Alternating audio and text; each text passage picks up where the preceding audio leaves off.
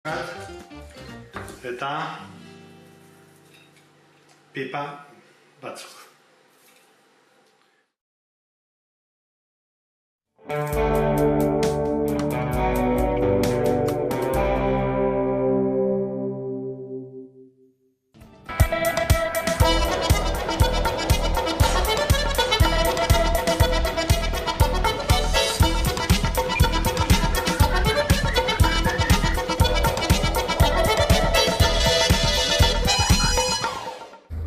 Nafarroan piztutako suteak kontrolpean daude dagoeneko, Leireko, Oietako zein Larragako sugarrak itzaltzeko lanean izan baitira suhiltzaileak.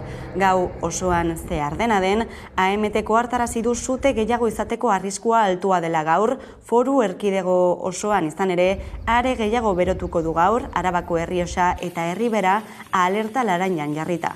Bero errea espero da ostegun honetarako, batez ere Euskal Herriko hegoaldean, termometroak 40 graduraino igoko baitira.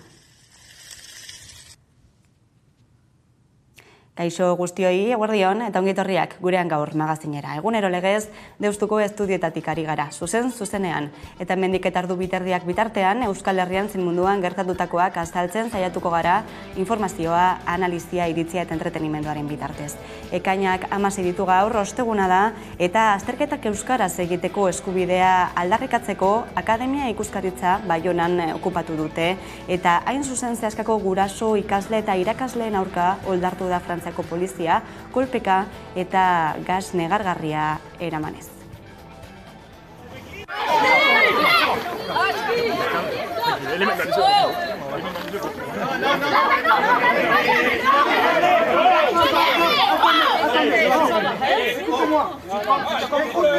Reculez, on discute. L'exclamation est effectuée. Très bien. Où il est l'inspecteur d'académie? J'ai pour instruction d'utiliser la force. Eh bien, utilise-la. Tu veux qu'on amène nos enfants pour utiliser la force? Vous avez emprunté aux armes, votre protection là. Vous n'avez pas utilisé la force. Lâchement.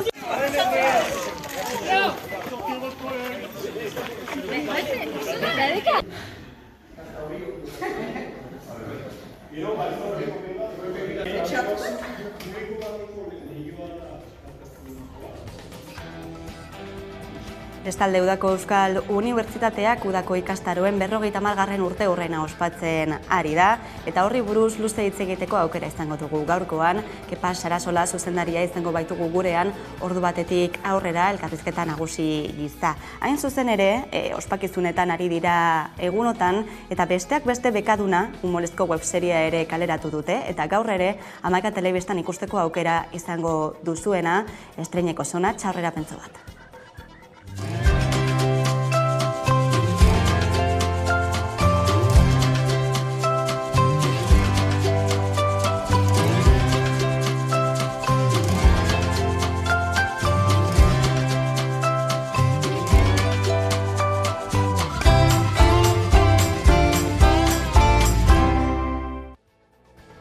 Esan bezala ordu batetik aurrera izango da elkarrizketa Kepa Sarasolarekin.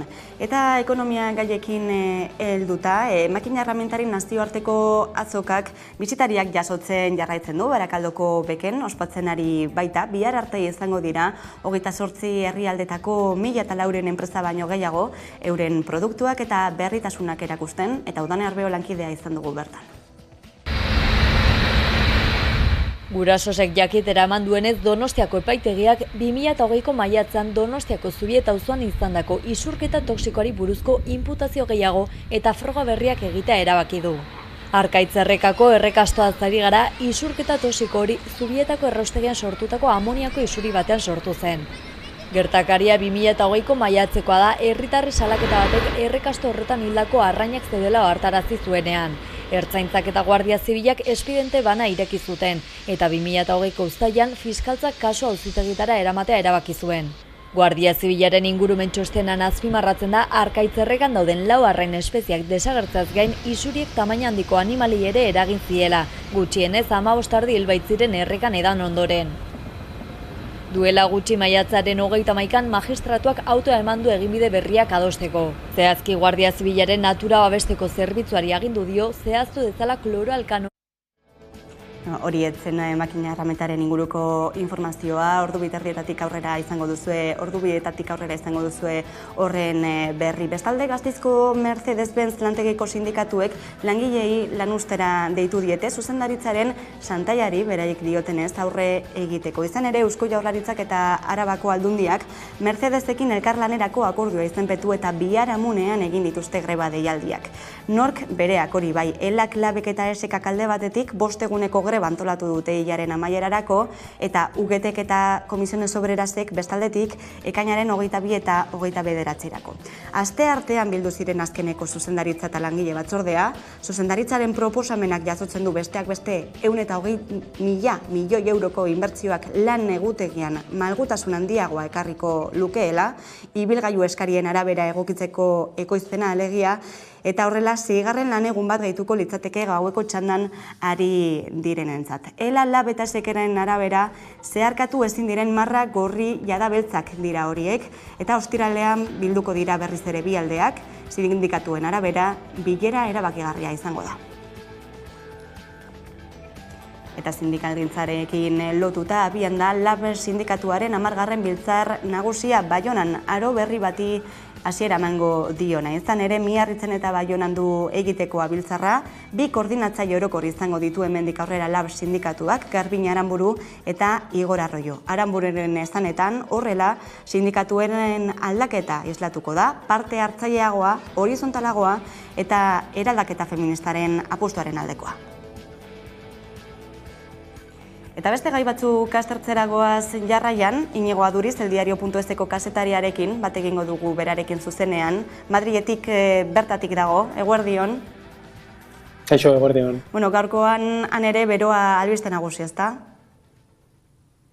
Bai, izugarria, hemen infernua dirudi. Bai, daramatzagu 5 egun izugarriak direla. Ba. Normalean, egia da Madrilen udak nahiko gorrak izaten direla, baina hain goiz, nik uste dut daramatzan urteetan ez dela horrelakori gertatu. Bueno, eutsi goiari. Kongresuko gaiak gertutik jarraitzen dituzuzuk, Inigo, eta besteak beste azken egunotan albiste nabarmena izan da, etxeko langileen lan eskubideak praktikan jartzeko lehen aurrera pausoa eman duela Kongresuak, ezta? Zer suposatzen du honek, jakinda ez, ahaztu gabe, egoera irregularrean lan egiten dutenak, ere badirela?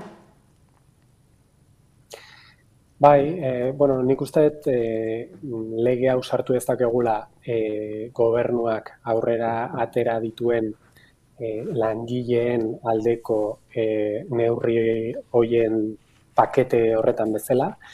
Egia da oso pozik agertu zirela Unidas Podemoseko gobernuko kideak eta hau onartu zenean, bai Yolanda Díaz eta baita Jone Belarra eta Irene Montero ere, nola atera ziren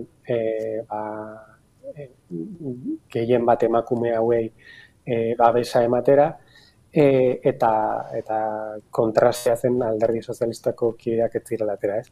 Baina, nik uste pakete honek gobernuak langileen alde duen aurrera pausoen barne sartu ditzazkegola, egia da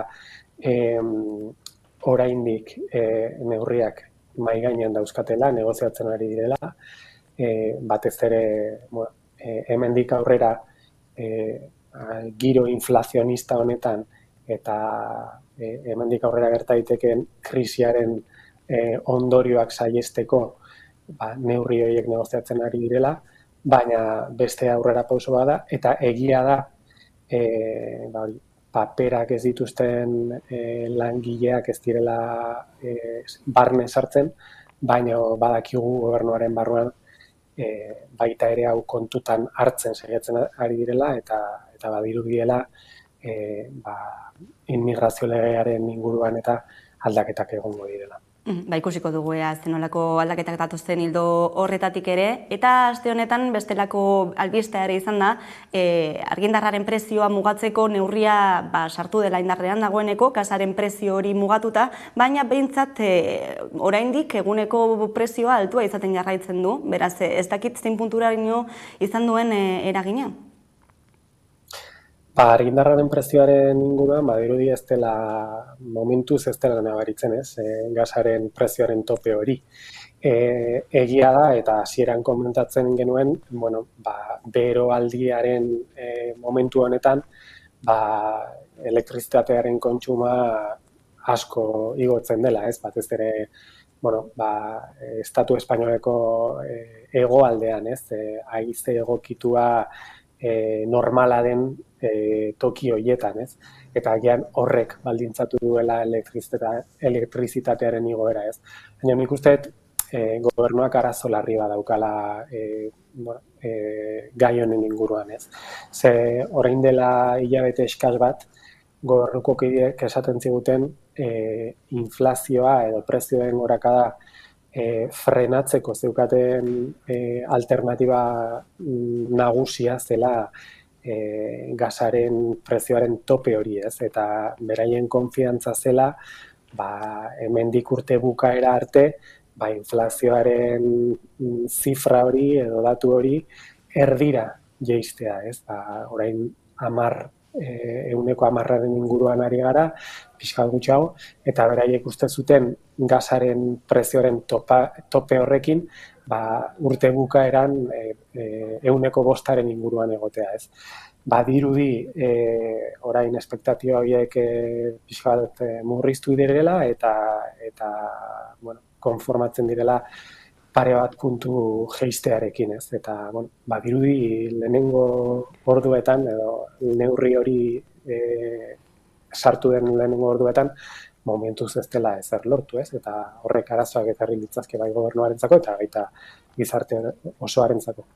Eta gasarekin lotuta ere beste kontu bat, ez? Azken egunotan piztu den krisi diplomatiko hori Algeriaren eta Espainiar estatuaren artean, Algeriak merkataritza harremanak eta iragarri ostean ere Espainiako gobernuak nonbait iragarri du epaitegietara eramatea ez duela baztertzen. Zertan da afera momentu honetan? Nik uste gogoratu beharra dagoela krisi hau ireki baldin bada dela gobernuak hartutako erabaki batengatik, eta da hain zuzen ere Marokorekin aliantza sendotzea Sahararen inguruko erantzunkizuna guztiz alde batera utziz, ez? Eta batez ere Saharako biztanleak alde batean utziz edo alboratuz, ez? Beraien interesak alde batean utziz, ez? Eta nik uste ez dela, oraindik ez dela zehazki esplikatu zerk bultzatu duen gobernua hau egitera, ez? Egia da, aurreko astean Pedro Sánchezek agerraldi oso luzea izan zuela diputatuen kongresuan, ia 11 orduko pleno batean, eta pleno horretan etzela argi gelditu zergatik egin zuen, ez? Ideia aldaketa hori, ez? Eta nik uste Argeliak ez da ere, ez daukala esplikazio hori, ez? Gobernuaren esplikazio hori, ez? Eta horrek baldintzatzen duela, edo horrek baldintzatu duela azken egunetan egindako erabakiak, ez? Egia da, gobernuaren aldetik, batez ere alde sozialista horren aldetik, asko nabarmentzen dela Argelia eta Errusiaren arteko harreman hori, baina Unidas Podemoseko alde horrek ez du hain ondo ikusten, ez? Eta gainera, Alvarez ministroari eta Calviño hori egozten diote konspirazio diskurtso bat izatea, ez? Beraz honek ere talka ere egiten du gobernu horretan, ez? Niretzako ere deigarria da, atzo ezagutu genuen Argeliako gobernuko ministro horren dimisio hori, ez? Momentu honetan, ez? Nik uste datuak falta zaizkigula eta eraginak, egia da Europar Batasunak presioa eragiten duela Argeliari, baina eraginak hurrengo hilabetetan ikusiko ditugula. Ikusiko dugu zen nolako bilakara duen gai honek, eta informazio gehiago ere eskuratzeko gai garen Inigo Aduriz, mila esker beste behin gurean izateagatik eta gai guzti hauei buruz aritzeagatik. Eskerrik asko zuei. Eta jarraian, kulturari atea irekiko diogu, hain zuzen ere pantailaren bestaldean daukagulako Irati Agirrazkoenaga, bera da aktorea eta baita ere kulturan aditua, eguerdion Irati? Eguerdion Leire. Bilbon hasiko dugu egitaraua, izan ere kalealdia hasteko geroz eta gutxiago falta da, ezta? Bai, hori da, Bilboko kalealdia ospatuko da ekainaren 27 uztailaren bira, badakigu Bilboko kaleko antzerketa arteen jaialdia, esan bezala, ekainaren 7an, 6 egunetan, programazio bete-betea. Eskainiko dugu urtero sustatutako jaialdia da, Bilboko dela sustatutakoa, eta urtengoa 23.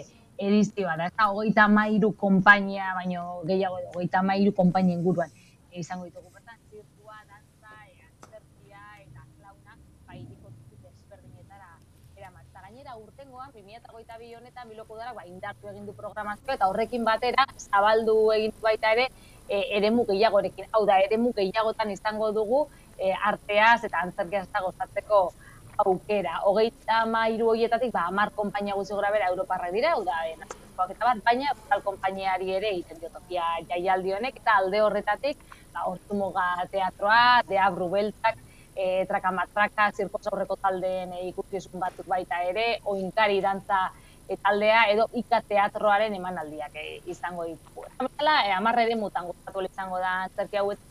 Eta eremu nagusietako bat beti izaten da Kasilda Iturrizar parke inguru hori. Pergolan, Arte Ederrenen museoaren gunean, Urmaelaren inguruan, hor kokatzen dira hainbat antzerlan eta hainbat ikuskizun. Baina baita ere, klasiko bat adibidez, Arriaga plaza joatea, gaueko 10etan, aire librean horlako ikuskizun batez, plaza Biribilan ere egongo dira ikuskizuna, plaza Barrian, Gaz plazan, eta aurten, baita ere Bizkaia aretoan, Abando Ibarran kokatu dagoen Bizkaia aretoko, eraikin horretan izango ditugu antzerlanak eta dantza ikusteko aukera. San Franciscoko kalean ere jarriko dira edo programatu dira ikuskizunetako batzuk, eta aurten proposamen berri bezala Itasadarrean ere, hau da, Bilboko Itasadarrean egingo dira ikuskizunetako batzuk. Gainera, horietako ikuskizunetako batzuk estreinaldiak izango dira, kale jaialdi honetan estrenatuko dira adibidez Bolatineros eta Aragoiko taldearen azken ikuskizuna, eta adibidez, baita ere gauza berezi bezala, ekainaren 29an plaza Biribiletik abiatu eta Arriaga plazaraino Ortzumoga teatroak eta Deabru beltz senta ikuskizun ibiltari egingo dute. Orduan, barku baten moduan doatzen antzerki batzu dira, eta orduan, jende jarraitzen dio, eta hori nik uste nahiko berezia izango dela, batez ere gauean delako, eta oso argitua da, eta gero baita ere egun bete beranduago Arriaga plazan bertan zirko ikuskizun bat egongo da, sopla izeneko. Amaitzeko baita ere, programazio oso luze dara, baina bateren bat aipatzaren baita ere, Max sarietan 2021ko edizioan irabazle izan zen ikuskizuna Glux izeneko ikuskizuna ere izango da programazio honetan. Baina, esan bezala, bilboko kalealdia.eus web orrialdean duzue programazio osoaren informazioa. Horixe kalealdiari dagokionean, eta Bilbon bertan ere, bira kulturgunean egitarauak ez du etenik, ezta? Zer nabarmenduko zenuke? Bira kulturuneak badakigu, agenda nahiko betea eskaintzen digula hilabetero, eta oraingoan, datorren asteazkenean, arratsaldeko 7:00 Lanartea elkartearen aurkezpena eta euren dokumentalaren aurre estreinaldia izango dugula nabarmenduko nuke. Lanartea euskararen langile profesionalen elkartea da, Magoia Gurrutaga, kazetaria eta elkartearen sortzaileetako bat izango da bertan, elkartearen aurkezpena egiten eta aurkezpenaren ondoren esan bezala, Loreak belaunetan kulturaren 7 ahots gazte dokumentalaren aurre estreinaldia egingo da. Egun lehenago ekainan 20an Donostian estrenatuko da, eta Bilbon. 38 minutuko dokumentala da, eta dokumental horretan galdera bat erantzuten saiatzen dira 7 protagonista gazteak, zer izan nahi duzun dit. Ere, kulturarekin lotuta, euren burua kultura egiten eta kultura interpretatzen ikusten duten horri buruz solatuko dira. Gure kultur munduaren nolakotasunaren eskema bat edo zirriborratu nahi dute edo eskema horren inguruan aritzea dute helburu. Protagonistak besteak beste, Oiana Arana, poeta eta bertsolaria, Amets Aranguren musikaria, Katalin Bárcena artista plastiko eta musikaria, edo Maian Ezperena kazetari eta idazlea izango dira besteak beste. Ideia eta elkarrizketa Magoia Gurrutagak egingo ditu. Hori esek beraz proposamenak, gehiago ere badira, baina ez dugu denborarik Irati, eskerrik asko beste behin gurean izateagatik eta agenda kulturaz betetzeagatik. Eskerrik asko zeu leire, bai. Eta ostegunero legez, badakizue hitzordua duzuela hemen Hamaika Telebistan, nola ez, musika zuzenean saioarekin, eta gaurkoak zer dakarren jakiteko, bat egingo dugu Koldo Otamendi aurkezlearekin. Eguerdion, Koldo? Eguerdion, Gaur zein talde izango da protagonista musika zuzenean?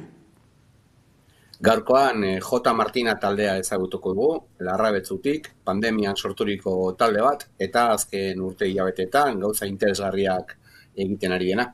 Beraz, talde berria dela komatxoen artean, esan daiteke ez, baina gogor jo duena eta ekiteko gogotzu datorrena, ez? Zenolako girotan mugitzen da, zer kontatu dezakezu taldeari buruz?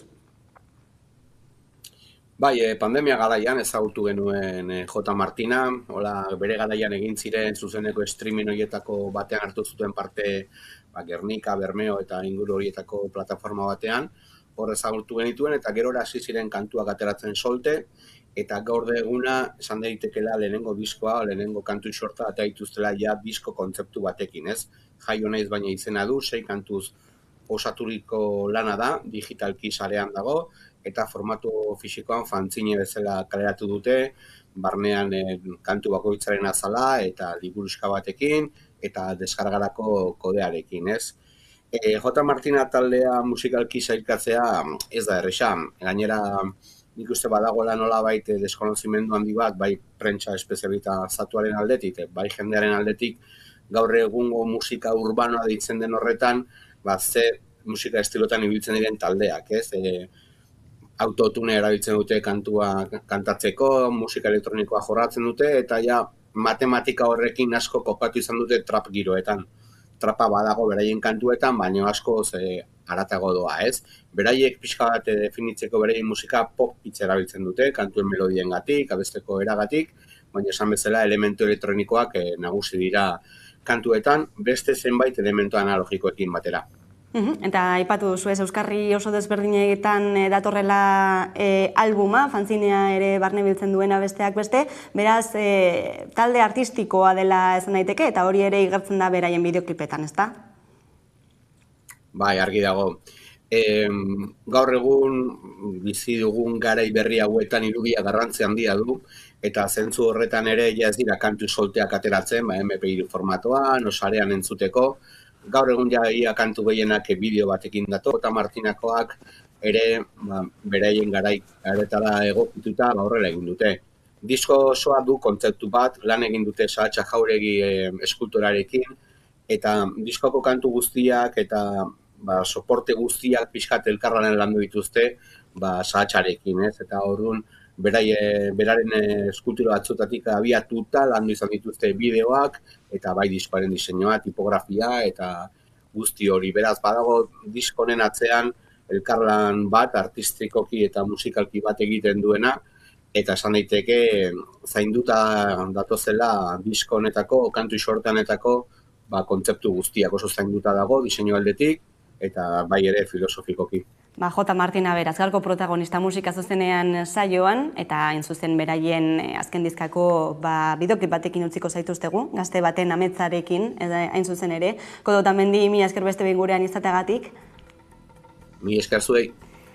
Esan bezala J. Martinaren bideokliparekin utziko zaituztegu jarraian, eta segituan itzuliko gara eguneko elkarrizketa nagusiarekin. Gaurkoan gurekin izango baitugu Kepa Zarasola, UEUko zuzendaria da bera. Orain arte. Jaio naiz baina, zein da nire lekua, handiaren izua, norena da mundua. Jaio naiz baina, zein da nire lekua, handiaren izua. Jaio naiz baina, zein da nire lekua, handiaren izua, norena da mundua. Jaio naiz baina, zein da nire lekua, norena da mundua.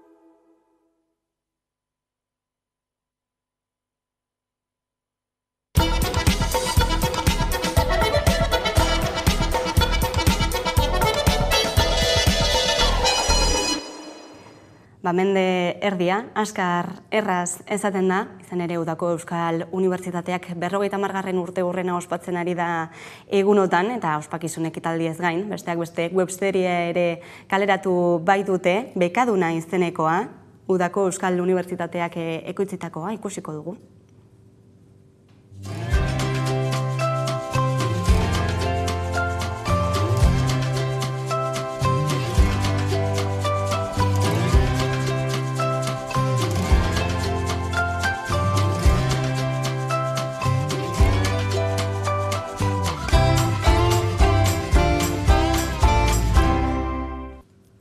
Horixe aurrerapen txiki bat, humorezko webseria da honakoa, eta jakin ezazue ondoren Hamaika Telebistan estreineko ikusteko aukera ere izango duzuela, baina horren aurretik eta Bekaduna zitzegin aurretik, gaurkoan gurekin daukagu Kepa Sarasola, Udako Euskal Unibertsitateko zuzendaria da bera, eguerdion eta ongi etorria Hamaika Telebistara. Eguerdion, eskerrik asko.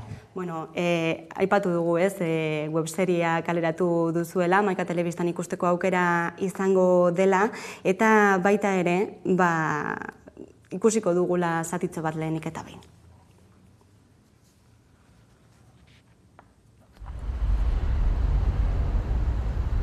Ez dizuek gezurik esango.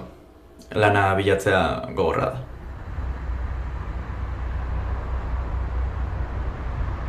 Sentitzen dugu, baina etzera bilatzen dugun pertsona. Enpresa honetan, iniziatiba duten pertsonak behar ditugu.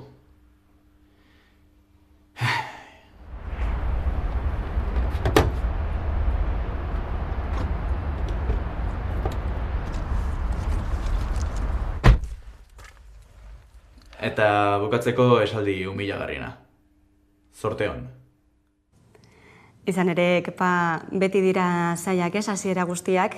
Hain zaila heldute ere gazteek, gaur egun. Bai, niri, inoizko baldintzarik onena dauzkate ikasteko, eta bar, jartzen bazara belaunaldi pare bat aurrera, jendeak etzeukan aukera unibertsitatera joateko, gaur egunean bai. Eta aukera dauzkate, baina gero lanean hastea eta hori ez da erreza. Zailtasunak zailtasun dena den Bekaduna, humoretik heldu diozue, webseriari, nolatan sortu zen ideia? Bueno, hainbat jarduera prestatu genituen 50. urte hurrena salata, eta antzerki kontuan zerbait egin nahi genuen. Eta azkenean atera da ganberra da hau, baina ganberra da eraikitzailea ere, ez da bakarrik zera. Aktore bakar batekin, hori barreserkan ibiltzen da, barreserka taldean ibiltzen da Mikel Irazusta dago hor, importante, antzerkiari bidea ematea, espresioa lantzeko, gure proiektua lantzeko, antzerki bidez, txantxaren bidez, zehona. Eta hor beste bi elementu aurkeztu, topatu genituen bidean, Irudamatxo eta Bira produkzioak. Eta hor pixkat eragile handia izan da ere gaur hemen egon behar zana. Ni etorri naz, baina hemen Idoia Torregarai etorri behar zana. Bera da gure komunikazio arduraduna eta trebetasun ikaragarria dauka danak antzerki egiten jartzeko, ez. Oso ona izan da hori. Epatu dugu, ez da, Udako Euskal Unibertsitateak 50. urte hurrena ospatzen ari duela oraingoan, berezia, borobila, beraz, aurtengoa ere, aurtengo eskaintza ere berezia izango da? Noski. Hau da ja, 50. Udako ikastaroak. Eta aurten ez dugu egin ikastaro tipikoak, klasea emoteko moduan, ez? Danak izango dira jardunaldiak. Ez bat eta ez bi, 22 jardunaldi aurkeztuko ditugu. Eta danak egun betekoak, eta asko, 7 sortu dira gure sailetatik, filosofia, informatika, matematika, historia, glotodidaktika, eta beste hainbat egin ditugu gure inguruan dauden beste eragile batzuk. Elkarrekin, Eluiarrekin, Kontseiluarekin, eta horrela dauzkagu guztira 22 jardunaldi. Eta zinbeste eratara, ari zarete ospatzen 50. urte hurren hori? Bueno, teleseria egin dugu, jardunaldiak, egiten ari gara liburu bat, jakin aldizkariko ale berezi bat aterako dugu azaroan. 7-10 personari eskatu diogu aizu, nola ikusten duzu unibertsitatea, Euskal Unibertsitatea epe erdira, edo, zer egin dezakegu horretarako. Eta hor, liburu bat, eta beste liburu bat aterako dugu 2023an, datorren urtean, aurtengo jarduera guztien laburpen moduan edo.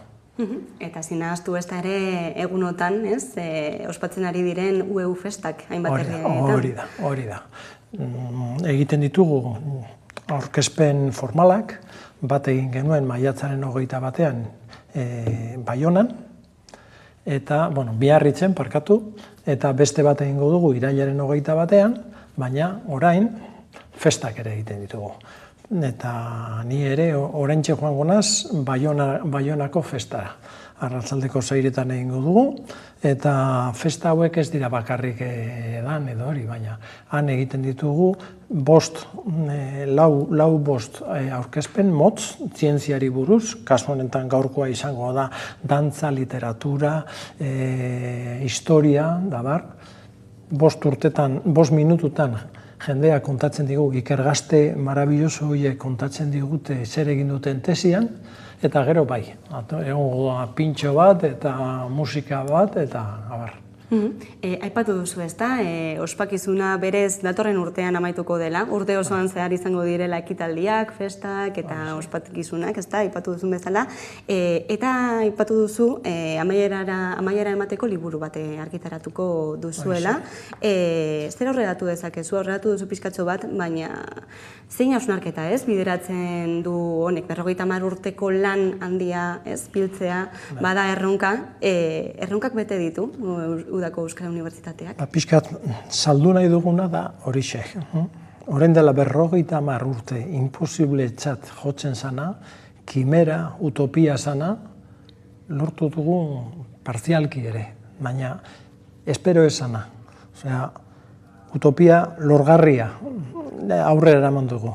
Baina oraindik dauzkagu buruan beste utopia batzuk eta planteamendu berdina egin nahi dugu. Hori planteatzen dugun helburu berri horiek lortu daitezkela. Hori da zera. Eta pixkat zehaztu behar dugu zeintzu diren berriak, ez? Baina. Izan ere, euren sorrera ulertu ahal izateko, hain zuzen ere 50 urte atzera egin behar dugu, testu inguru hartara ez da? Nolakoa zen egoera? 1973an Franco bizi da, ikastolak daramate 5-6 urte lanean, batzuk erdi klandestino edo ez dakiz zer, Euskaltzaindiak 78an definitzen du euskara batua, ja ez da dana ibili behar dialektotan eta kontestu horretan unibertsitatea, ia ez zegoen unibertsitatearen Euskal Herriak, orain ikusten duguna, ez zegoen, bazeuden Bilboko ingenieruak, Deustuko Unibertsitatea, Nafarroako Unibertsitatea, eta EHU etzan existitzen. Orduan, zentro batzuk zeuden Valladolideko Unibertsitatearen azpian, beste batzuk beste unibertsitateen azpian. Hori ez zegoen, ezer. Eta Euskara zer zegoen? 0, 0, 0, ezerrez. Eta hor egon zan, belaunaldi marabilloso bat, liluragarri bat, esan zuela, hasiko gara lanean. Ematen du imposiblea dela, baina hasiko gara lanean. Eta onaino heldu gara. Inolako aukerarik ez zegoen orduan euskaraz ikasketak egiteko? Ez. Zure kasuan esaterako zenolako zailtasunak izan zenituen? Nire kasuan da, ni hasten naiz fisika ikasten Leioako Zientzi Fakultatean, eta hasi nintzanean nik enekien euskaraz 0.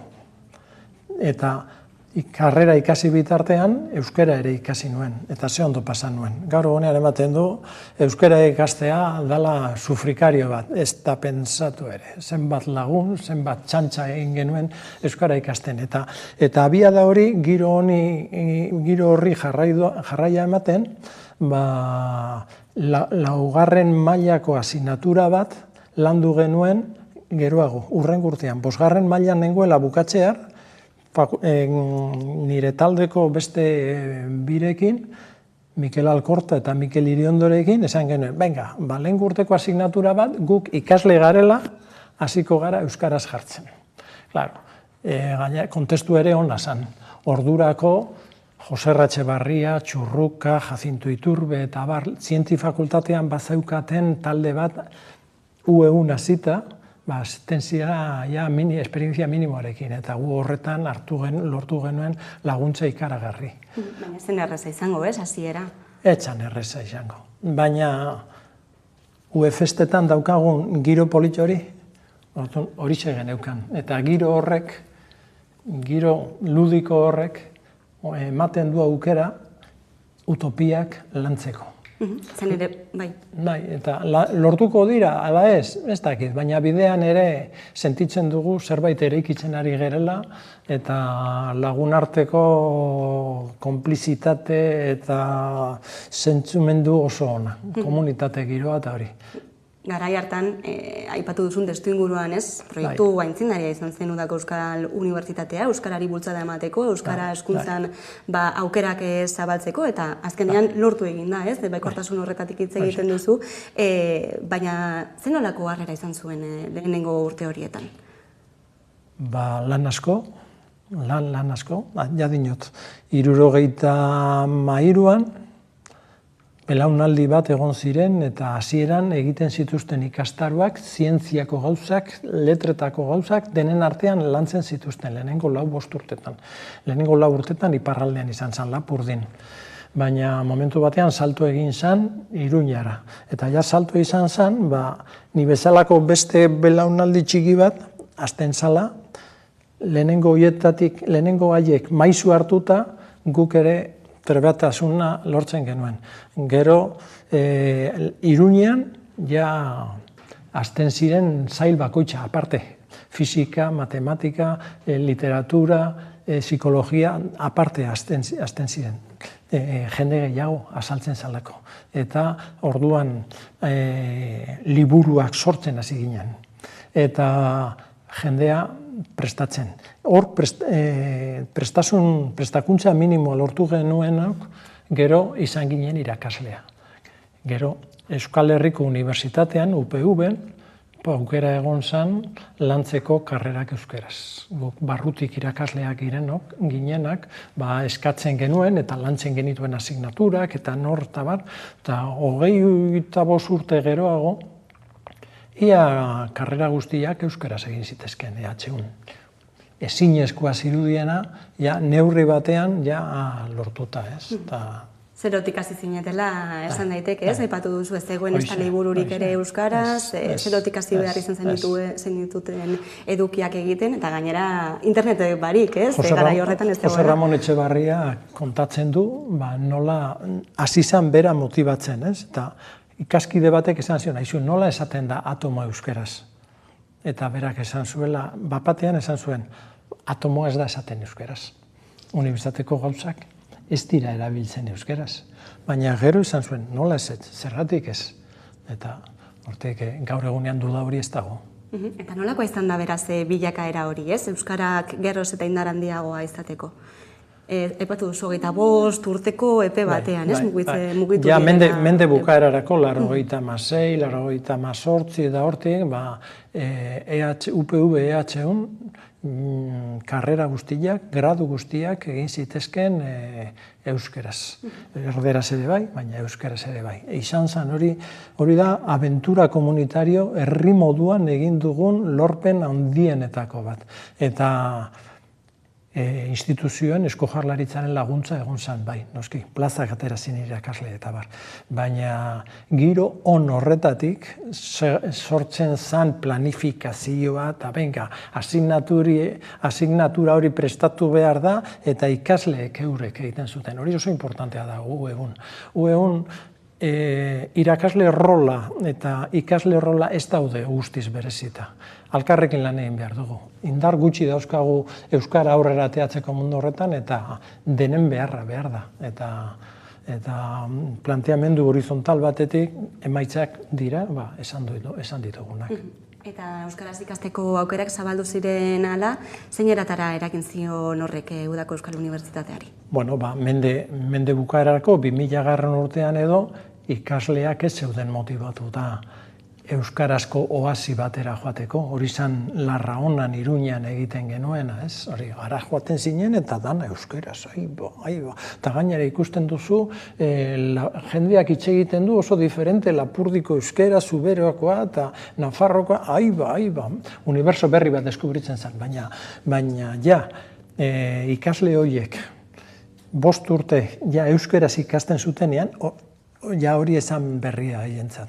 Orduan, planteatu genuen, hori unibertsitateak ez dira bakarrik graduak. Unibertsitateak dira graduak, gehi, masterrak, postgradu ondokoak, gehi ikerketa, gehi oraindik UPV-EHUn ez dagoena, UPV-EHUn egin du lan ikaragarria hortan egiten. Baina UPV-EHU oraindik ez da euskeraz bizidan unibertsitate bat.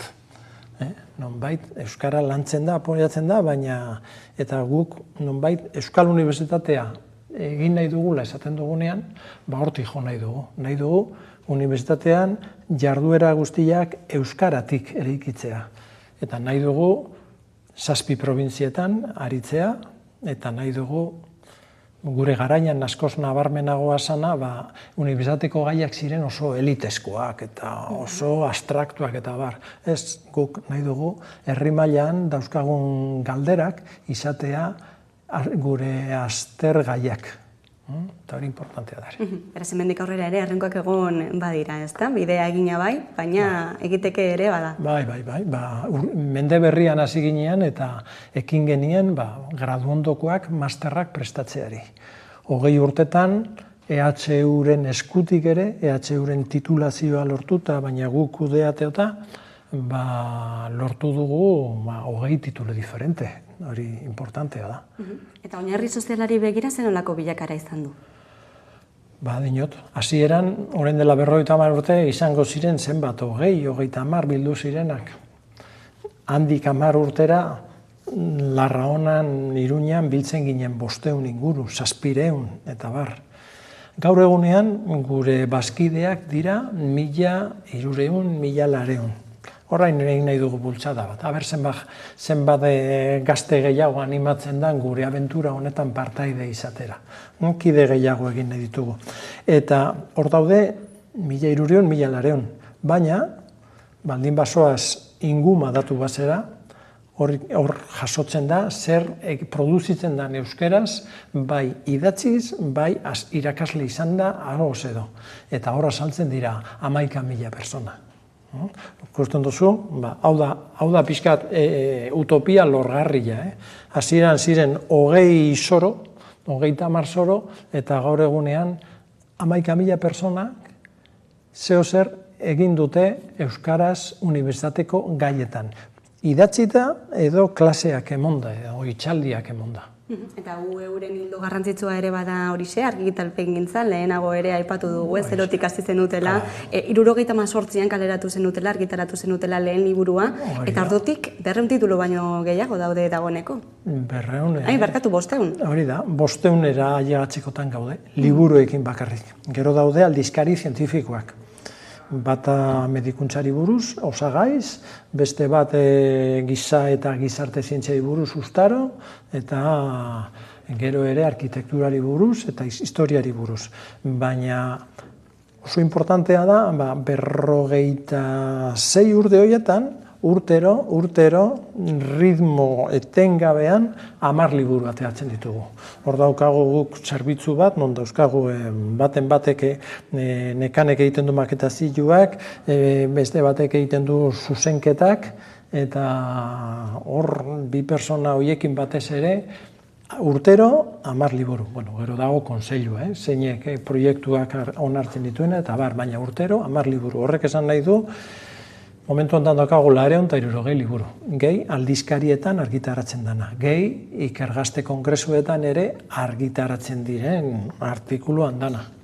Eta azken urte hauetan beste berrikuntza batean ere ari zarete lanean, horixe da teknologia, ez? Nola uztartu teknologia hezkuntza goi mailako ikasketekin, zertan ari zarete? Hori mende berriarekin hasi izan ere, igual 2005an 2006an egin genuen sortu genen inguma. lehen aipatu dugun datu base hori, non euskaraz unibertsitateko gaiei buruz idatzi diren liburuak, artikuluak, eman diren asignaturak, apunteak eta bar, hor daude jasota. Eta oso ondo dabil. Gaur egunean erabiltzen da kalitate kontrola ziurtatzeko, ze klaseak eman diren eta bar, ingumara jotzen da, erreferentzia ofizial moduan. Aipatu dugu, ez da, 50 urteko arazoak dagoeneko ez ditugula euskaraz ikasteko orduan, baina esaterako Ipar Euskal Herrian berria da, ez da, azterketak euskaraz egiteko zenolako zailtasunak dituzten, euskaraz ikasteko zenolako zailtasunak dituzten, gaur bertan zehazkak protesta ari da, ez? Nola ikusten duzu egoera hori? Frantziako ministerioa dago Adolfo Suárez orain dela 55 urte zegoen tokian. Adolfo Suárezek Espainiako presidentea zanak, orain dela 55 urte esan zuen, ja. Zuk imaginatzen duzu baten bat fizika euskeraz irakasten, hori imposiblea da. Pasadira denbori, eta orain, Frantziako ministerioak paparregarri geratzen ari da. Unibertsitateko jendeak beti esaten du ezagutza egin behar dela, eta hizkuntzak eta unibertsitateak ezagutza zabaldu behar duela, eta ez dakite euskaraz ere egin daitekela hori, eta hori aberasgarria dela. Parregarri geratzen dira. Zuretzat pertsonalki, zer da Udako Euskal Unibertsitatea? Udako Euskal Unibertsitatea, zer da? Lehen esan duguna. Pixkat, helburu bat jarri abentura konpartitu bat. Hainbatekin, esan dugu, 80an hasi nintzen ni beste informatikari batzuekin batez ere, eta 15 urtetan jarri genuen fakultate, ez bakarrik ni, ez bakarrik UEUn ibiltzen garena, baize, hainbatetan jarri genuen informatikako asignatura guztiak euskaraz ikasitekela. Ni hor sentitzen naiz, barku horretan noala, eta eraikitzen eta eskatzen. Eskara llegatu oraindik, baina egingo dugu gauza gehiago. Aldarte horrekin ez da, datozen erronkei begira, eta sorionak 50. urte horren honengatik, Kepa Sarasola Udako Euskal Unibertsitateko zuzendaria, mila esker gaurkoan Ameka Telebistan izatagatik. Bale, eskerrik asko. Zuoi ere, eskerrik asko gurean izateagatik, eta arestian aipatu dugu, gainera, gaurkoan ikusgai izango duzuela Udako Euskal Unibertsitateak egindako webseria, Bekaduna izenekoa.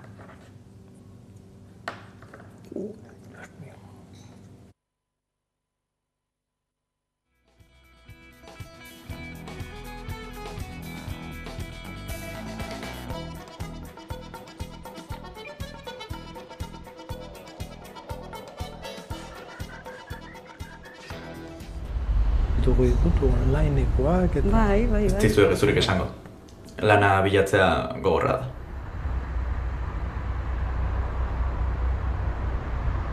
Sentitzen dugu, baina etzera bilatzen dugun pertsona. Enpresa honetan, iniziatiba duten pertsonak behar ditugu.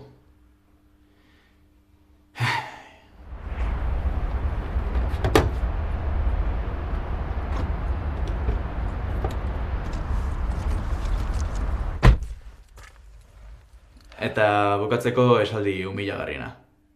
Zorte hon. Jaio naiz baina, zein da nire lekua, handiaren izua, norena da mundua. Jaio naiz baina, zein da nire lekua, handiaren izua. Jaio naiz baina, zein da nire lekua, handiaren izua, norena da mundua. Jaio naiz baina, zein da nire lekua, norena da mundua.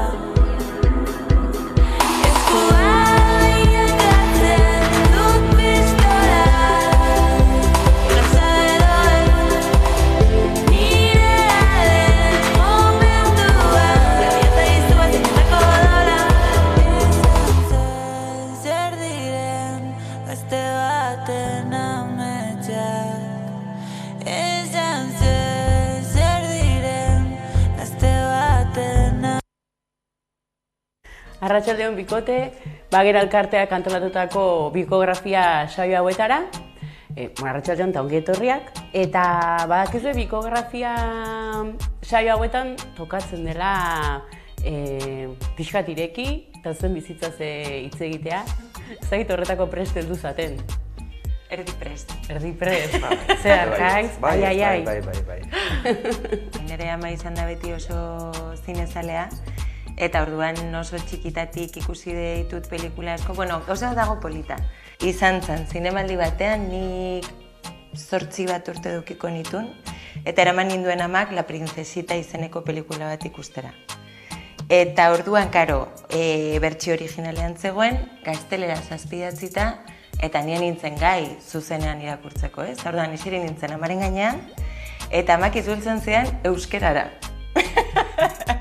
Eta, etorri zait orain histori hori burura, ez? Baina bai izan dela beti nik amarekin lotu duten zerbait zinea, eta zinezaletasuna. Unibertsitateko intsumiso elkarten, topaketa bitako baten ezautu nuen Igor Otxoa, nire gaur arteko kidea dana txalapartan, eta raroa juntzen zen, ni intsumiso egin nintzen, eta egun baten amak ditu zian. Ditu du emakume batek etxea, esan ez? Gaur baldin bazoa juzgadua, absolbitzen zaituztela eta zintzen emakume hori da, juzgaduko norbait, baina ezintzula bere izenean deitu du. Eta junitzen juzgadua, jakin gabe oso ondo zertan ikuan, esan diat etortzeko azpadare. Pan beste batzuk, eta beste batzuk, baina abokatu egin, abokatu eta joe Baza izo importazukin ningoet, eta momentu nien, eta izan zan olako... Osongi prestatua dena.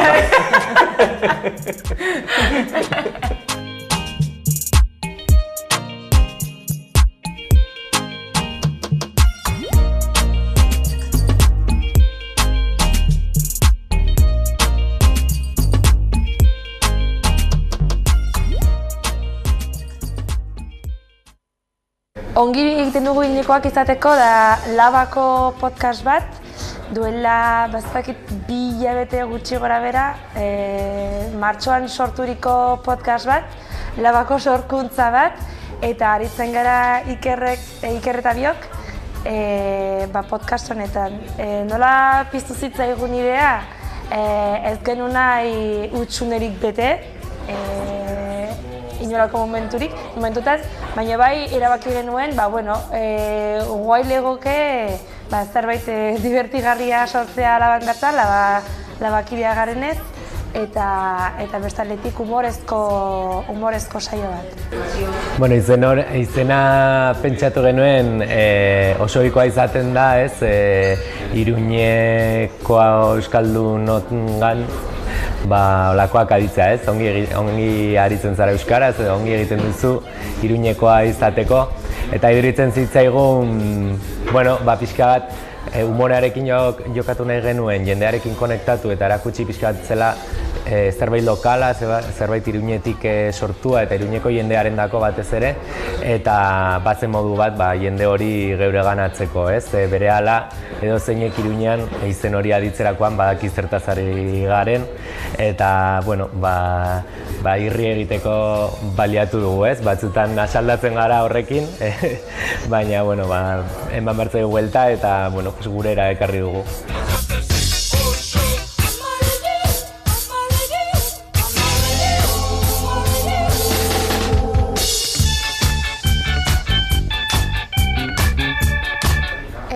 Podcastak ez du ardatz nagusirik esango nukenik, normalian deitzen dugu jendea eta animatzeko jendea esaten dugu etorri kuskuseatzera. Orduan esango nuke podcast hori dago pentsatua kuskuseatzera. Iruñeko gauzei buruz mintzatzen gara, gure gauzei buruz mintzatzen gara, gure adineko edo ez adineko jendeari buruz mintzatzen gara. Da esango nuke popurri oso nahasi bat, baina normalean normalki tortzen gara ona, ongi pasatzera eta parra egiteko esango nukenik. Eta gero egia da errepasoa egiten diogula pixka bat gaurkotasunari, ez bakarri kalekoari ere, eta baita ere edozein albisteri, Iruñarekin lotutako albistei, eta badan modu bat pixka bat irri egiteko, baina era berean ere bueno, gure mezu politiko guztiak ere hor daude, eta ez da kasualidadea, ez? Ateratzen ditugun gaiak horiek izatea eta ez beste batzuk. Esan dut, humoretik bai, baina beti ere, badugu ere, ez? Irizpide politiko batzuk eta horiek ere presente daude.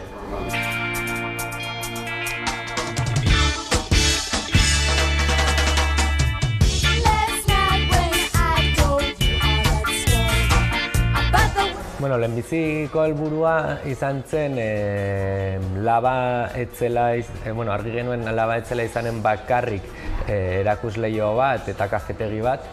Nahi genuen hemendik ere proiektu berriak sortzea. Eta, hau izan da sortu den lehenbizikoetako bat. Bestelakoak ere sortzea espero dugu, ez? Eta orduan lehenbiziko helburua hori, ez? Hemendik ere gauzak sortzea. Hor podcastaren formatua iduritu zitzaigun interesgarria izaten altzela gaur egun. Eta, bai ikusi ditugu zenbait adibide, eta horietan, aurkitu dugu inspirazioa, ez? Baina bestalde, hau ez da podcast profesional bat, ez? Gu honetan orain hasi gara improvisatzen pixko bat, eta beraz, helburu hola handirik ere ez dugu.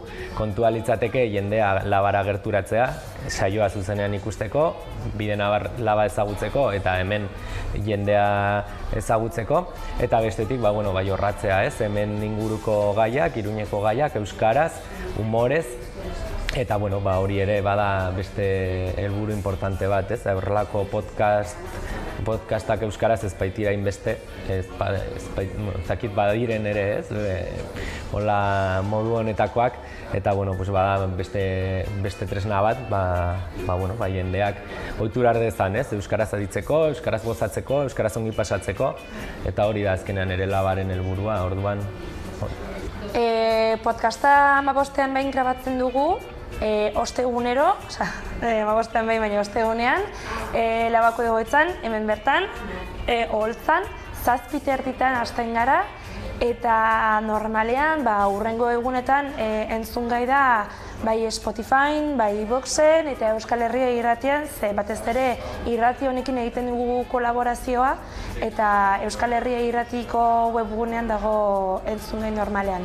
Gero bestalde podcastak baditu sare sozialak, aritzen gara batez ere Twitterren, eta saiatzen gara Twitterren sortzen konexio edo interakzio hori entzuleekin.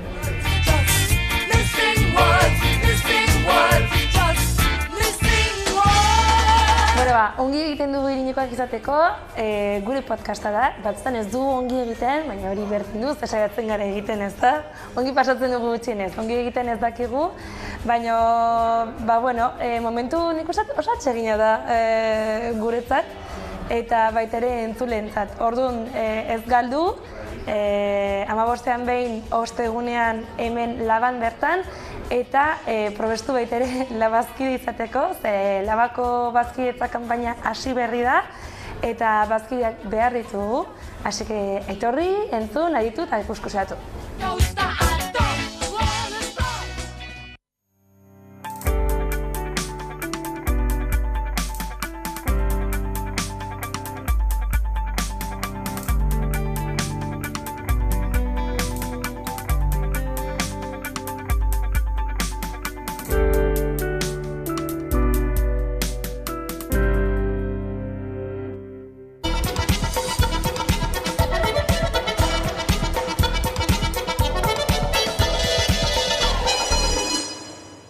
Eta gunero legesolazaldiari ekingo diogu, gaurkoan gurekin daukagu horretarako Ibon Meñika, eguerdion. Eguerdion, alaika garri. Bakarri baina gogutsu, ez? Bai, beti bezala. Ondo da. Ipar Euskal Herrira begira jarri behar gara, ala beharrez, izan ere, zehaskako ikasle, irakasle eta, bai, zehaskako kideek mobilizazioak egiten ari dira Baionan, hain zuzen ere Akademia Ikuskaritzaren egoitza okupatu dute, azterketak euskaraz egiteko beraien eskubidea aldarrikatzeko, eta irudiak nahiko esanguratsuak dira, ikusiko ditugu jarraian nola Frantziako polizia oldartu den haien aurka.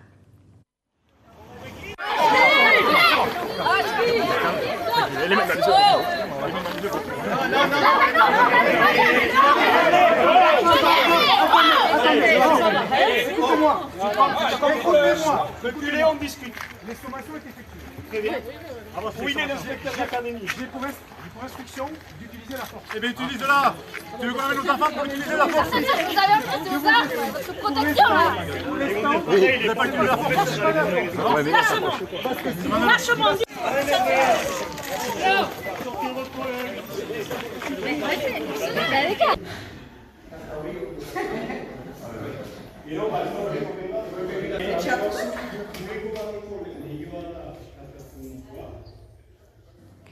Agerikoa da, irudietan ikusi dugu zenola oldartu zaien polizia, kolpekan, baita ere irudietan ez dugu ikusi, baina negarra eragiteko gaza ere erabili dute, baita ere zenolako jarrera zuten, barrezka ikusi ditugu, eta hori guztia euskaraz ikastea eta azterketak euskaraz ikastea aldarrikatzeagatik, eskubide bat aldarrikatzeagatik. Bai, zuk esan duzun bezala, irudiek dana esaten dute, eta batez ere basauritzarrez askotan horrelako ekimenak egitera behartuak daude herritarrak, haien aldarrekapenak entzunarazteko eta problematika bat mahaigaineratzeko eta horrein noiteko soluzio bateratu bat egiteko edo bideratzeko aukera sostatzeko.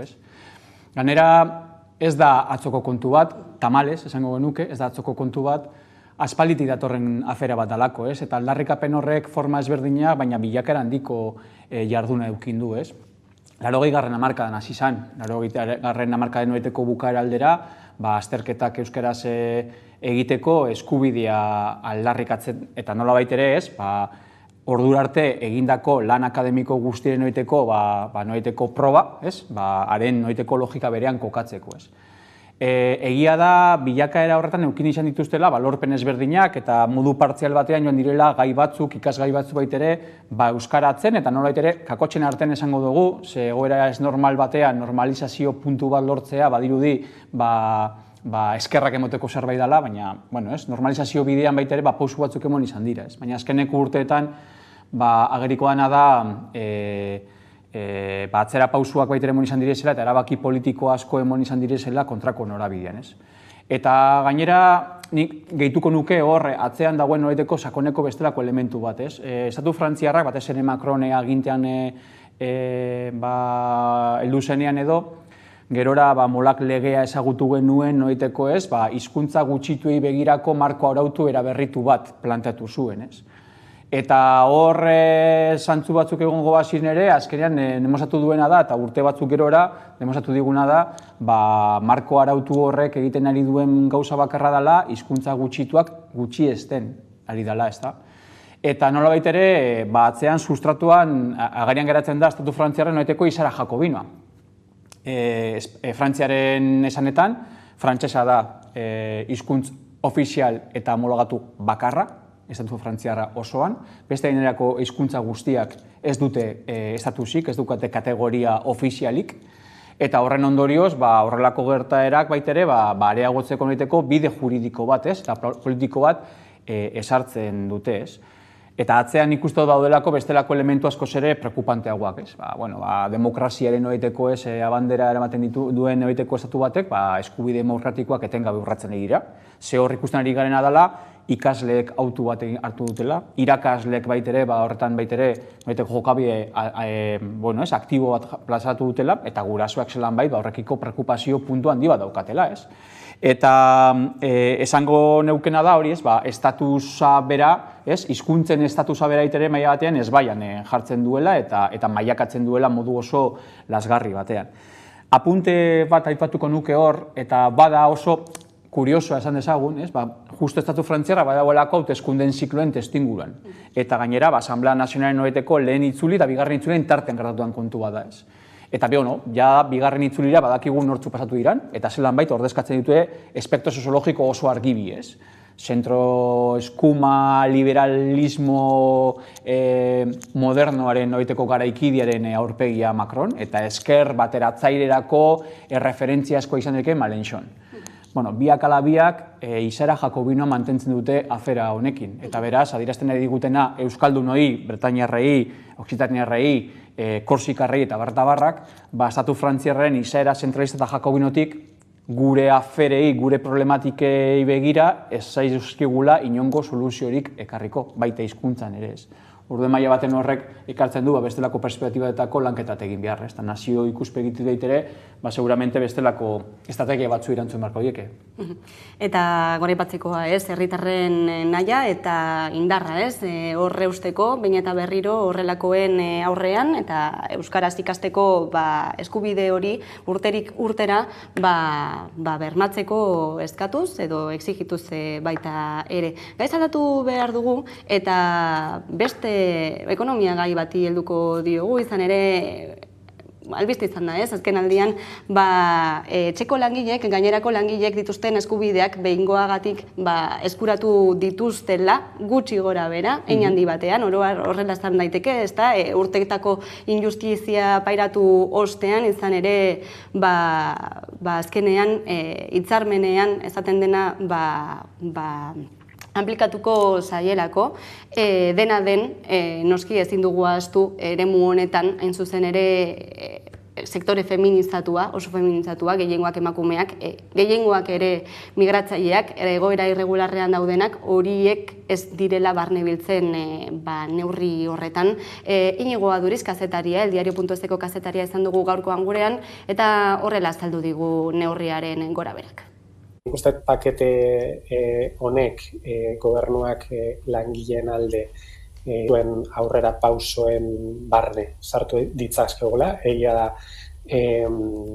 oraindik neurriak mahai gainean dauzkatela, negoziatzen ari direla. Batez ere hemendik aurrera giro inflazionista honetan eta hemendik aurrera gerta daitekeen krisiaren ondorioak saihesteko neurri horiek negoziatzen ari direla, baina beste aurrera pauso bada, eta egia da paperak ez dituzten langileak ez direla barne sartzen, baina badakigu gobernuaren barruan baita ere hau kontutan hartzen saiatzen ari direla, eta badirudiela inmigrazio legearen inguruan eta aldaketak egongo direla. Behintzate aldaketa batzuk mahai gainean bai, nahiko esanguratsuak gainera, sektore honetan aipatzekoa, gainerako langileek dituzten eskubideak bai, baina baita ere laneko arriskuen prebentzioa batez ere sexu jasarpenari dagokionean, ezin dugulako ahaztu askok eta askok erregimen etxeetan egiten dutela lan, baina oraindik ere badagoela zer egiteko aipatu dugun sektore horrekiko gainera. Bai, eta egia da, zuke plantatu duzuna dela igual azpimagarriena izan beharko litzaken lehengoko puntua, ez? Zemotako sektorea edo zelako ezaugarri dituen sektorea beraz, ez? Sektore guztiz feminizatua, azpiko ekonomian nagusitu duten dana, arautu gabea, migrazioak daukagun elementuak eta barrek, ez? Horren aurrean egia da, azkeneko urtan bereziki, bisibilizazio lan handi bat, eta horrekiko noiteko kontzientzazio lan handi bat, eta agendan noiteko erdigunerantz jartzeko bide bat egin izan da. Eta hor nik azpimarratuko nituzke, hiru eremuetan diharduten hainbat elkarte eragile ezberdinek hartu duten noiteko protagonismo horrekiko, eta horrek ematen dituen noiteko emaitzak. Batetik nik esan nuke, sindikalismoak hartu duela paper bat, nolabait, aintzat hartuta, orain arte langile klasean kokazitezken oiteko ez, eremu ezberdinetako gaineko eremu asko daudela langileak direnak eta ez daudenak horrela kontxiratuak, eta horiekiko noiteke borrokarako tresna bat izateren beharra basaukola sindikalismoak, eta uste hor aurrera pausuna bari batzuk emon izan dituztela, eta aipatzekoa dala, gero horrek emaitzak emotzen ditulako ere. Aipatuko nuke baitaren nagusiki, mugimendu feministak egin izan duen lana, ez? Eta zaintzari loturiko kontuetan, etxeko langile feminizatuak zeteren ondorioz langile kontzientzazio horretan egin duen eiteko ideologizazio eta agendan jartzaren kontutik azpimarrea dela. Eta gero batez ere, migrazio hori loturiko noiteko pertsona askoren noiteko partaidetza egon da, eragile horiek hartu duten noiteko erantzunkizuna. Urtetan egin duten lana da, agian igual gitxiago entzun izan diegunak, baina azkeneko urtean denoait ere, konfluentzia ezberdin horiek baitere hartu dute zentralidade gehiago. Hor batez ere funtsean dagoena oso oinarrizko gauza bat da, eta da langile bezala kontsideratua izateko eskubidea. Horri buruz gaude hitz egiten. Orain arte, inkluso langile gisa, langileek dauko noiteko babes, eskubide eta betebehar guztiak betetzeko arautu gabeko eremu bat izan dalako. Beraz, langile izateko, langile aitortua izateko noiteko aferaz daude hitz egiten. Oporrak, bajak, eskubide, oinarrizko eskubideak. Ordutegia, hori hitzarmenak negoziatzeko aukera, sindikalizatzeko eskubideak, gaur egun, kakotzen artean, normaltzat emon ditzakegu hainbat elementu borrokaren bitartez eskubide gisa berenganatu edo berreskuratu ditugunak, eremu batzuetan, eremu zaurgarrinak izan daitezkenak edo azpi ekonomia hortan baitere kokatua direzenak, guztiz desagertua daudenak. Eta gero, nik aipako nikuzke bi elementu nik uste honetan baitere, elkar lotuak daudela. Batetik egon dela ebazpen juridiko bat eta horretarako betetzeko beharra dagoela, eta hori izan da noiteko detonantetariko bat horrelako jokadi batzuk hartzeko, ondotorriak, baina burruka guztitako tresna guztien erabilgarretasuna ezinbestekoa da askotan gero eskubideak berreskuratu ditzagun. Eta gero bigarrenik hitzarmenei loturikoa. Hemen aipatu ditugu hainbat elementu oraindik orain errespetatuak ez daudenak, gauza asko borrokatzeko moduan daude eta hitzarmen kolektiboak badaukate funtzio bat. Kasu honetan adibidez oraindik orain horretarako ezintasun batzu daudela. Eta batez ere askotan gertatzen dira, eta eztabaida batzuk emoten dira, eta dela, ze hitzarmen eskalek hartu beharko lukete protagonismoa eta ze eragin auki beharko lukete. Hor badau EAE-ari dagokionan behintzat, horrelakoren bat egiteko aukera bat, eta aukera horretan adibidez, ageriko ageretzen diren bi jokabidez. Batetik Confebask esaten duela ez dela patronala. Orduen, hemendik horrela esan beharko duguna da, Confebask da enpresarien patronala, ez dakiz zer sektorenak izenezik, porque hori daude adierazten, eta gero bigarrenik, langileetatik gertuen dauden hitzarmenek eraginkortasun gehiago eta eskubide gehiago lortzeko aukera ematen digula. Eta zelan horrek maila batean baitere, euskal lurraldeetan dauden administrazioei loturi baitere, gaur egun guk ditugun bizi baldintzei begirako, nolabaiteko hitzarmenak parekoak izan beharko liratezkela, eta hor baitere, eskumen asko baitere borrokatu beharko liratezkenak, eta horretarako tresnak egon beharko liratezkela. Aipatu dugu, sektore feminizatua, migrazioarekin lotura zuzena duena baita ere, eta hementxe beste arazo nagusinetakoa, egoera irregular horretan egotearena, paperak behar izatea lan kontratu bat izateko, 3 urte egon behar dira bizitzen tokiren batean, hiriburu edo herri jakin batean paperak eskuratzeko, beraz, zen olako ezintasunak dauden, lan munduan, regulatuan sartzeko, eta horri lotuta aipatzekoa aste honetan zehar, eta Mari erreskate ontziak egiten ari duen lana, izan ere egunetik egunera erreskateak egiten ari da Mediterraneoan hain zuzen ere, eta aurreikusten da uda ere migrazioarekin lotuta nahiko mugitua izango dela, hemendik aurrera ere hala izango dela, gaur egun ditugun arazo ez gain, larrialdi klimatikoa, elikagaien krisia ere, hainbat eta hainbat arazo gehitzen ari garelako, ez? Egiturazko arazoak direzenak, eta nolabait ere migrazio fluxuen areagotzeak horren iturburua daukatenak. Gainera gehitu behar zaizkio, lehengo gaiari loturik zein honetan, gainera pandemia testu inguru bate baitere areagotu izan dituela horrelako egoerak. Eta hor, nahiko modu, ez dakit, alarmista batean, nahiko preocupante batean ikusi beharko genuke azkeneko urteetan, bere zorreratik esango nuke, baina gutxienez azkeneko urtean askoz ere modu ageriagoko batean, Europar Batasunak hartzen nahi duen noiteko norabidea, eta norabidea, nik uste dut, bere krisi identitario baten logikan gokatzen duena, nora antza nahi duen oso argi ez duelako, edo gutxienez, hasieran sorturiko nobeteko elementu filosofiko funtseskoenetatik nahiko urrun dauden norabide bat hartzen ari duela.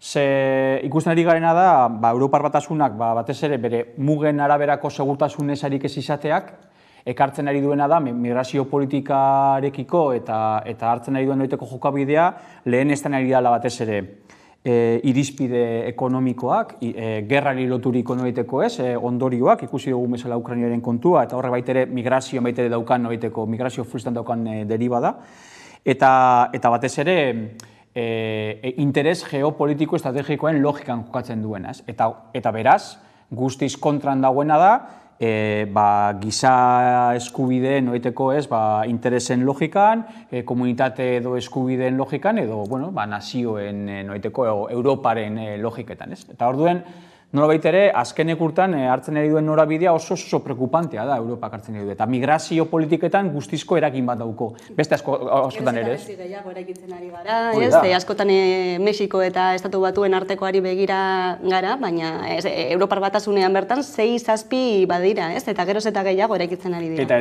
etengabe gertatzen ari den kontua, tantaka ikusten ditugu eta badirudi bata besteren artean loturak gutxi daukala, baina nahi ez ikusi arren, Irungo mugan ere badago nola baiteko harresi bat, eta bar, ezta? Eta begiratzen ditugu beti, badibidez, Turkiak hartzen duen papera, batez ere Europa ekialdean eta Asiaren arteko zubilan hori bihurtzen dana, eta Poloniak hartzen duen jokabidea, baina eske Europar Batasunako kidea da, herrialde gisa, edo Bielorrusia batek hartzen duena.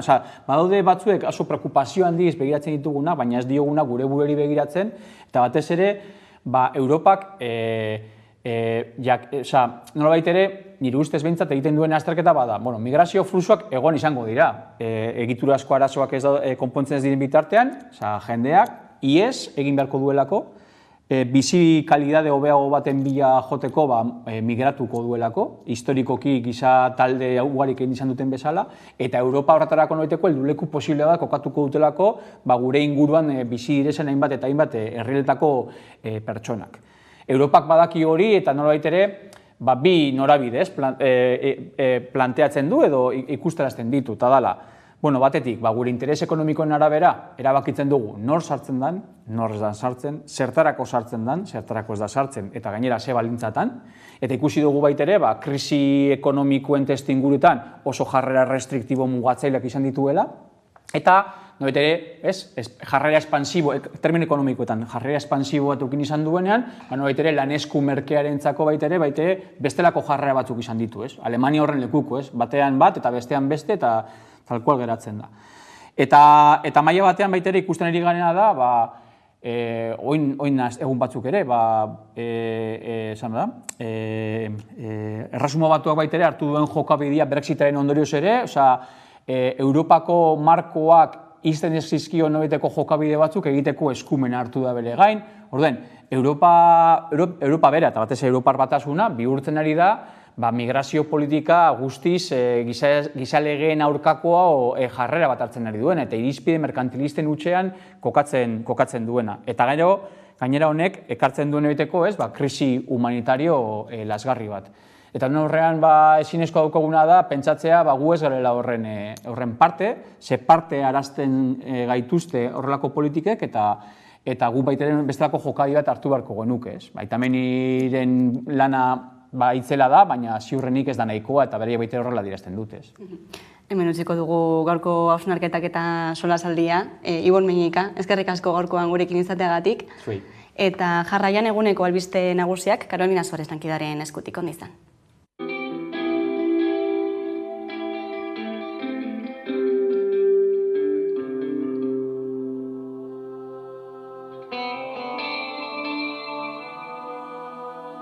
Neuzkarriek itxutu naute, jarri